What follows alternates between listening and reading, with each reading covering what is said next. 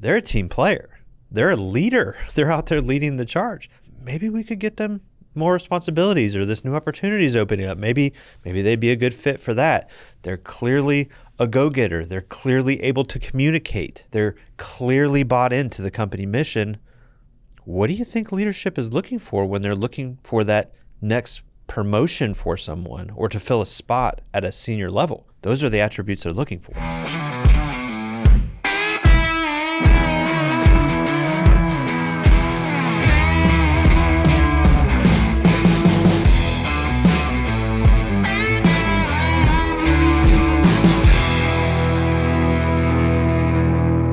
So a little while ago, we created an episode and we put it out there and put some of the social content out there, and it really got people interested, and they had some strong opinions on some of the things we said. So today we're going to break down the perspective that one very opinionated person had expressed in the comment section on this particular social post, because I think that it's something that comes up probably more often than even we realize. I think it's a conversation that happens behind closed doors in organizations, or it's just this feeling of probably resentment or feeling of, I'm not participating in that way from certain employees that they may never vocalize, and this person just happened to vocalize it. So I think that breaking that down will give leaders and executive teams kind of some insight on how to navigate this. So in that particular situation, we posted something online to social that basically talked about a leader's responsibility, or in some cases an employee's responsibility, to be active in the company's content, to actually get the word out, to be a mouthpiece basically for the company and the message that they need to take to market. And in some cases, the employee's responsibility to be active and participate in that conversation, whether it's liking, sharing, whatever it would be. And we had somebody have a negative reaction to that online. They had a comment that basically said, screw that. If my company wants me to participate in their content, they're going to have to pay me, which was basically taking a influencer position, which I think is an interesting position for an employee to take. Maybe it's warranted, maybe it's not.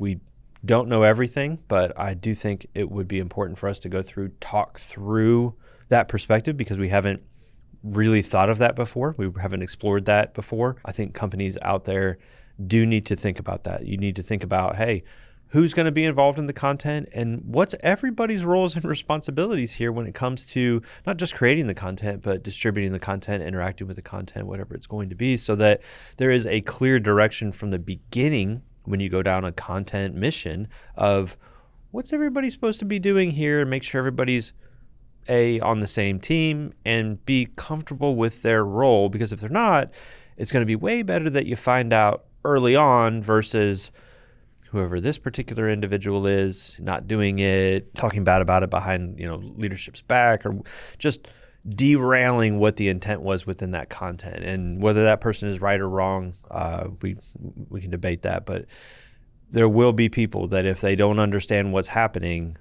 they're not going to be on board. So I think for purposes of today, to help marketing teams, leadership teams, probably HR teams even understand, when you start creating this content, if there's going to be any expectation of participation, let's look at what that is and how that should come across, so that you can hopefully mitigate risks and maximize success. And sometimes I think that that's the challenge with social clips is, right, it has just part of the context. So I'd be willing to bet that he never went back and watched the full episode to hear how we were talking about it and in what context. So he just heard a single part of it and made a assumption based on kind of what he heard and how he felt like it may or may not apply to him. And I think what's interesting, and not to steal from Simon Sinek, but I feel like you have to start with why.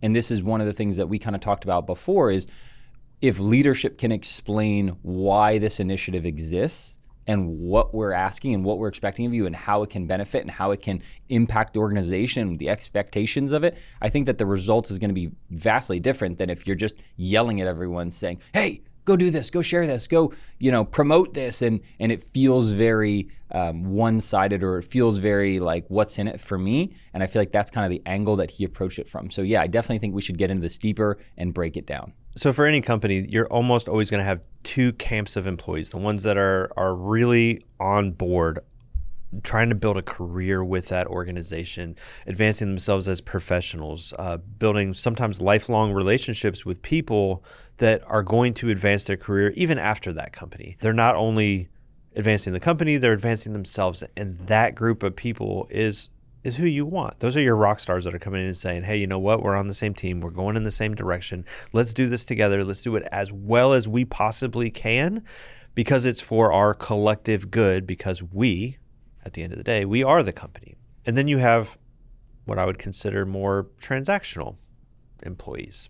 Maybe it's somebody that shows up on an hourly basis, part-time, clocks in, clocks out, does exactly what's asked of them during that time, and goes home for the day and doesn't think about work again until the next time they punch that clock. Neither one of these people are right or wrong, but they are different. And understanding that there is that difference with certain people might help to know where the line is drawn of what you should expect from someone or not expect from someone. And that's not saying that somebody that's hourly can't participate in content and can't be involved, but there might be a difference in mindset. So when you're communicating to the two different groups, take that into account. If you have career-minded people or you have more of a transactional-minded person, there might be a different way to approach them. There might be different ways to incentivize them. There might be different ways to include them that might make more sense. So I only bring that up because I got the feeling from the comment that came in after the full Discord went down that person was coming from the more transactional space. And again, I don't think that person's wrong. That is their experience. But I don't think they're right as far as if you're coming at it from a career-minded, company-minded, organization, mission-driven minded mindset. Like the two don't really go together.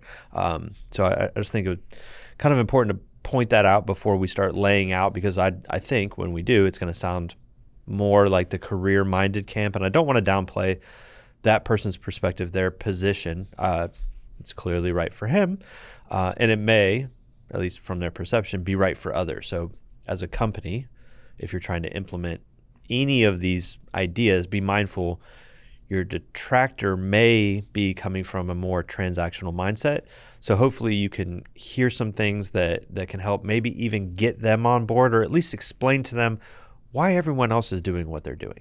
That's where kind of the differentiation lies between this guy's perspective and what we're talking about is, I believe that he saw this statement that we made as requiring an employee to be promoting the company, when in reality, all we're asking and all we're suggesting is that you participate with what the company's doing. Let's look at this from a different lens and say, hey, we're not just talking about participating in social content. We say, hey, what about a trade show booth, right? What if your company asks you to go to this trade show and be at the booth and engage with people and talk to them and, represent the company? Are you promoting or are you participating, right? So I think that we have to look at this from the angle of participating with the company is going to have a mutual benefit to you and to the company. No, for sure. I mean, and that's a really good analogy. The big question is, and maybe this is where the line is drawn, are you a representative of the company? If the answer is yes, well, then you need to represent the company. If the answer is no, well, then you don't, right? So if you're the janitor, are you supposed to be representing the company? No, that's fine. You don't need to represent the company. No one is asking you to represent the company. They're asking you to keep the floor clean. That's your job. Do that thing. Do it well. Perfect. On the other side, you're a representative of the company. If you're asked to go to the trade show, you're clearly representing the company. So maybe that's the line. If your job role is company representation in any way, then maybe you could be asked, hey, will you participate in this initiative that we have? One initiative we have is going to trade shows. We think we can connect with our target audience, our prospects, future customers at these trade shows. We would like for you to go and represent the company here.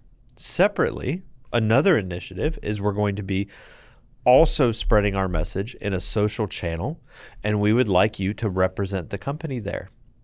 Maybe we want you to be on a microphone and on a camera representing the company in this way. Maybe not.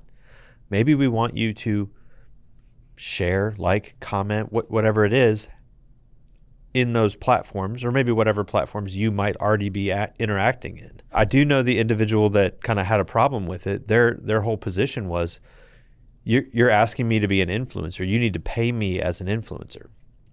I will add in that they did not have an influencer following, but that was their position. And I think, if you're the janitor and you happen to be an influencer, I think, there's a good case for that. You have a transactional role within the company. You show up, you punch a clock, you clean a floor, you punch out, you go home. Oh, you want me to now get on LinkedIn or wherever and like and promote and share? That's not in my job role, my duties. I'm not a representative of the company. You're going to pay me more. I'm a janitor influencer, brother. You're going to pay me. Whereas if you're on the leadership team, the sales team, the marketing team, probably a number of other teams, customer support, something where you represent the company and we say, hey, we're doing this thing. We need you to be involved in this way. From my perspective, I think that's perfectly fine. Now, I do think we need to explain to the group what's happening, why we're doing that, how that furthers growth, because at the end of the day, these people should all benefit from the company doing well. That's a factor of the company doing well. They should all have a vested interest in the company doing well. So why wouldn't they participate in whatever initiative, whether it is a trade show or a social initiative? They need to represent the company. It is in the company's best interest for this to be communicated to an audience. That helps communicate it to an audience. It seems like that fits to me. And when you look at an employee who is on that leadership team or kind of has ownership over certain departments or segments of the business, and you say, is this person invested in being a team player? Is this person invested in growing their career? And you can look at this and say, they're out there promoting the company, they're out there helping us grow. Like, there are career growth opportunities that are aligned with that. I mean, if you are the CEO and you're looking and you're saying, hey, you know what? 10 of our 12 people are out there doing this, but 2 are not, or 5 are not, or whatever the number is, you're going to look at that and you're going to view those people differently than the ones who are. Why? Because they share a mutual interest in growing the company and a mutual interest in seeing the company succeed. And I think that when you're developing a strong team, you have to have that mindset of like, I'm going to help us get to the next level. Like, part of what you're brought in to do is to do your job really well. And if this is part of your job is to help represent the company or to help participate with the initiatives that the company's doing, and they're always changing, right? I'm not saying that this is something that was explicitly communicated to you before you started, because it very well may not have been, but it's important to understand that as the company changes and evolves and grows, your participation is important. Imagine if you were hired and you had 5 product lines at one particular moment when you were hired, and then there is a shift in the industry and now the company says, hey, you know what, we're actually going to go another direction. We're going to go and we're going to focus on this additional product line. You say, you know what, I'm actually not going to participate in that because when I was hired, that wasn't part of what we agreed upon. How would that look? It would look ridiculous. But yet there are new initiatives happening in companies all the time. And if you're saying, I'm actively choosing not to participate in that, it's not going to be a good look for somebody that is trying to further their career. Yeah, and the furthering the career aspect, it really happens in 2 different ways. Hypothetically, everybody's participating. The mission of whatever that initiative is works, and the company benefits and hypothetically grows, and your career can grow with it. Or let's take an extreme example. You are in sales, right? And you're promoting and people are seeing you and you're the one putting the content out there and they're saying, oh, he has the answer or she has the answer. Well, now you're almost directly benefiting. And then somebody's going to say, well, oh, that's fine for salespeople, but maybe not everybody else.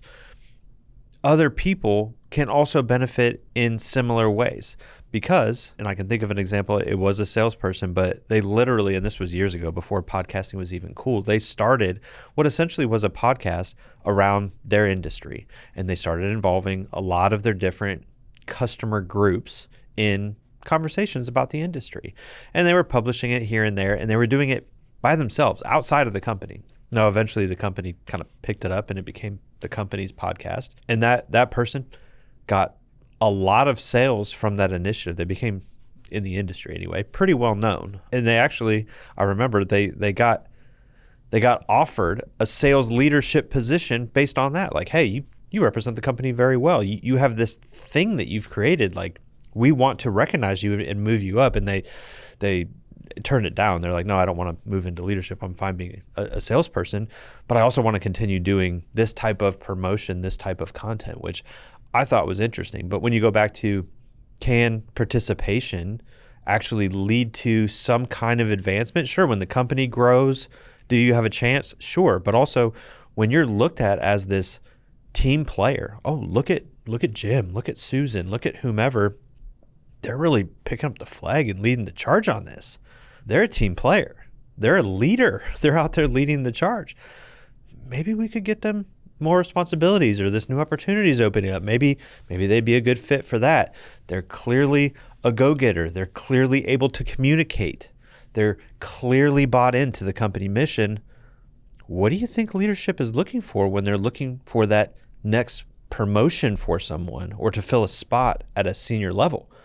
Those are the attributes they're looking for. So there's an opportunity in participating that kind of opens you up, or it shines a light on you a little bit as far as what you're made of, what you can do, what your contribution and dedication to the company actually is. So I think the natural position for, especially me, is going to be participation makes sense, but I think there's times when it doesn't. We talked about more of the transactional employee and how maybe they don't need to be involved, or maybe it looks different, or maybe it needs to be explained different. But the reality is not everyone at the company should be a spokesperson.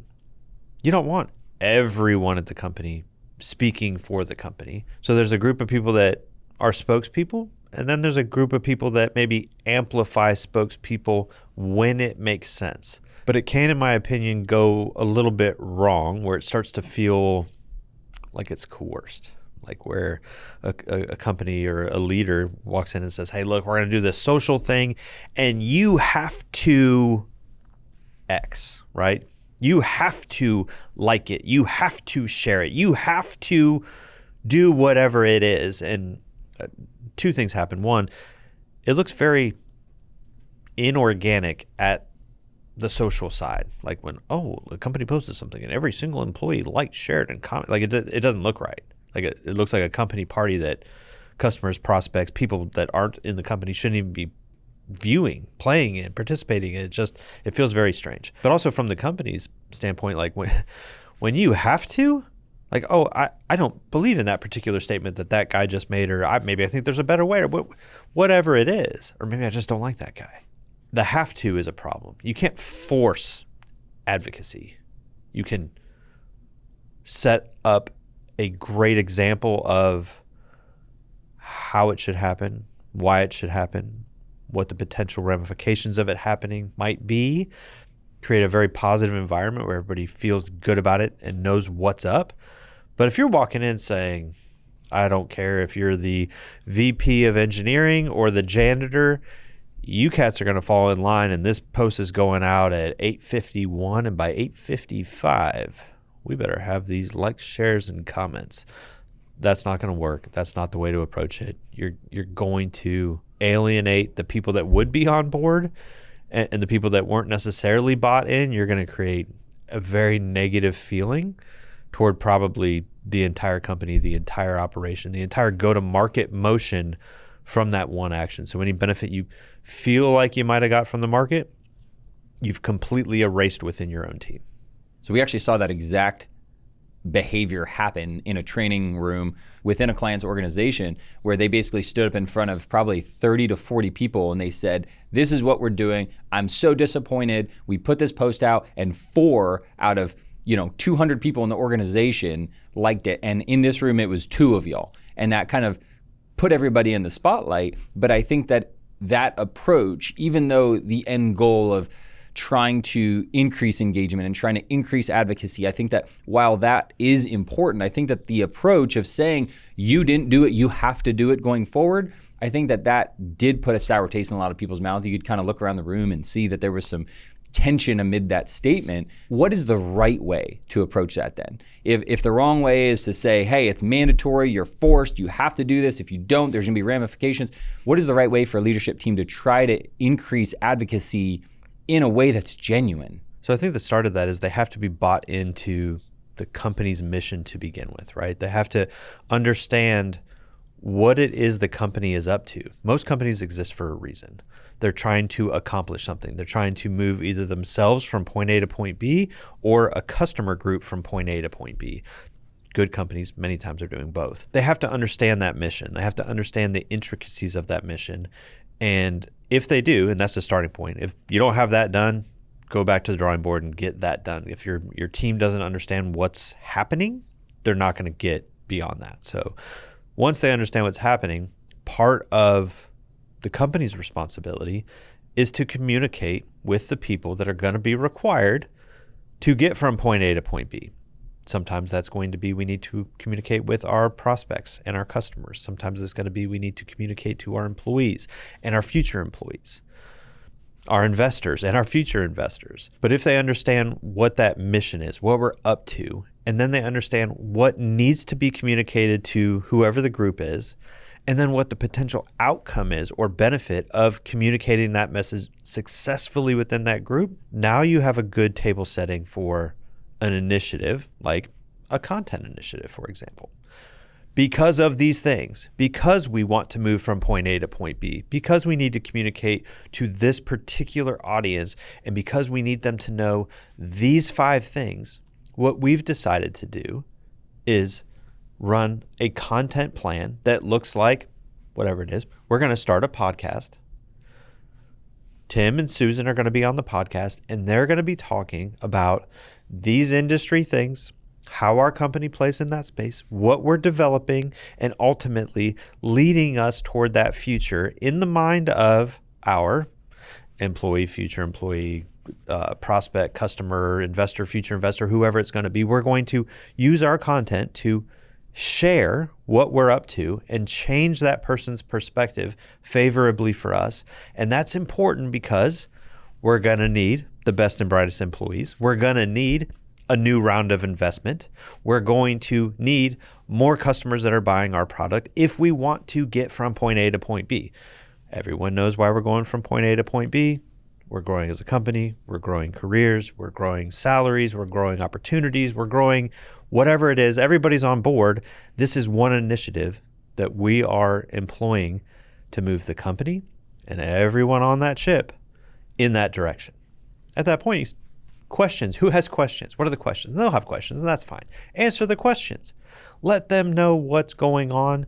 Let them speak freely. Let somebody say, you know what, I don't feel comfortable with that. I'm an influencer, and I'm not going to promote your content for X, Y, and Z reason. That's fine. Let them say that. Let them opt out if that's what they're going to do at that point. But if you're opting out at that point, I think it's pretty clear who's not going to be advancing their career in that particular thing because they're literally choosing not to participate in what the company is up to, which is the majority of those people's roles. And when you break it down like that, I think it gives a clear path forward and going back to what we said in the beginning, it gives a very obvious why. In what I've personally seen is that a lot of people in leadership roles will approach this topic mainly focusing on the vanity metrics. They'll say, hey, we need more likes, we need more shares, we need more engagement. And engagement is fine, but forced engagement or fake engagement isn't really what we're looking for. What we're looking for is we're looking to spread our message into the people who are either going to be repeat buyers or may have never bought before. We're trying to create a system of education. We're trying to create a system of awareness. We're trying to create a system where we can grow our market share or where we can dominate a category. And when you lay it out from a high level like you did of, you know, this is the initiative and this is how it ties into it and here's the benefit, here's the outcome that we're seeking, it makes all the difference when compared to, hey, we just need more likes or hey, we just need more XYZ metric. That's not the goal. The goal is bigger than that. The goal is to advance and grow the company which has a ripple effect across everybody. No, absolutely. And if that's the goal, and it should be, if that's the goal and your people know why you're doing what you're doing and why you're asking them to participate, you should be able to get there. But I think the next hurdle, the next thing that kind of people get caught up on, even for a team that's bought in, somebody says, well, that sounds great. We love that. You guys are going to get out there and share our message. Cool. I support that. But they still don't have really any idea how they can actually help. You're kind of hinting at help. You're suggesting that they should participate, but how is that person actually going to move the needle or, in their mind, feel like they're doing anything? A lot of the companies that we work with, their teams aren't really participating in social. I mean, sure, they've got an Instagram account or maybe they, scroll on TikTok on Saturday, but they're not necessarily active on LinkedIn or YouTube or some of the other more what I would consider B2B focused platforms. And they're like, I support you in this meeting. And then after that, they don't know what to do. So it just kind of fades away in their mind and nothing ever happens. So one critical step for a company that's taking this path is getting everybody on board. But then what happens next? You either need to have let's have a class that shows you exactly how we will distribute this and exactly how you can, not how you have to, but how you can support this effort. This is LinkedIn. This is what a post looks like from the company. This is what a post looks like from an executive. This is how this is going to happen. Let me show you how you would comment. Let me show you how you would like. Let me show you how you would share.